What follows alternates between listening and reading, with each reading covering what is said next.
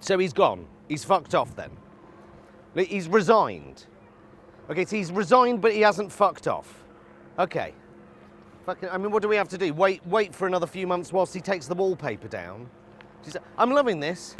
What an exit. The Prime Minister forgot that his whip was a sexual predator. No answer to that one. No answer, no humility, no meaningful apology. For days, just more Dickensian twaddle and a little reshuffle. Not so much reshuffling deck chairs on the Titanic, more reshuffling cat shit on a litter tray. And the manner of his departure should tell you everything you need to know. No dignity, just desperation and delusion and a despotic disposal to cling to power, no matter the harm to our country. A Tory party facing the inevitable truth that they have been complicit in enabling one of the most dangerously incompetent and untrustworthy, selfish individuals ever to have occupied number 10 for as long as they have.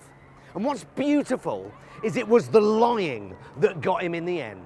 He leaves in disgrace, as well he should, having exposed himself once and for all for what we always knew him to be. Not a statesman, but a sad little liar. A Shakespearean tragedy written by monkeys on typewriters. A Prime Minister who is as adept at lying at the dispatch box as he is to his string of mistresses. Every marriage Boris has had has ended when he fucked someone else and got them pregnant. That's who he is. Lies on top of lies on top of lies. He lies and gets people to lie on his behalf and then lies about the lying. And when he runs out of lies, he can always rely on the incompetence card. I forgot, I can't remember.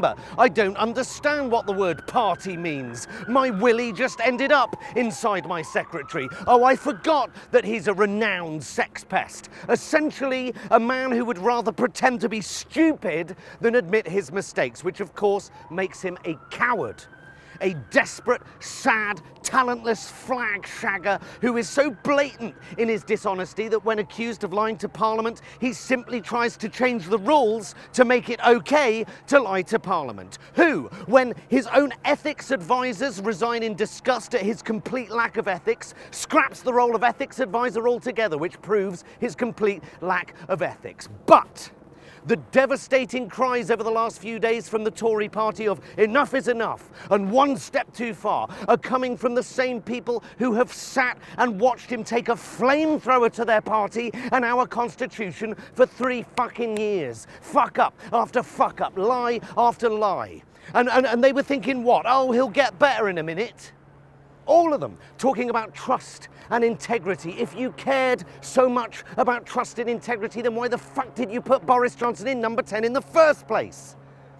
All of the reasons they're getting rid of him now, lack of leadership, lack of morals, lack of integrity, lack of truth, all these traits have been in plain sight for years. His CV reads like a demon's resume. These noble cabinet ministers all falling on their swords, these are the fuckers that enabled Boris to be there in the first place. And just look at what he's achieved. Trust in politics at a lower ebb than that time President Trump told Americans to drink bleach. A government with a complete absence of ethics, morals, direction or ideas, a ministerial code in the bin, an oven-ready Brexit deal that even Boris admits is unworkable, a COVID response that has been found to be criminally negligent, a United Kingdom inches away from complete devolution, an economy in tatters, a recession on the way, a health service barely fit for purpose, a country on the verge of a national strike, a man who took an 80-seat majority and just spaffed it up the wall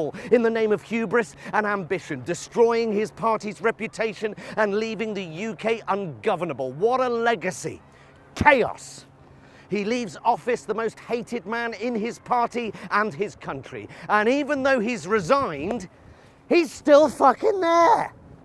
Just fuck off and we'll take our chances with the next useless posh sliver of bollock skin who gets to shag their mistress in the £50,000 floral wallpapered gin palace and factory of lies that number 10 has become under Boris Johnson.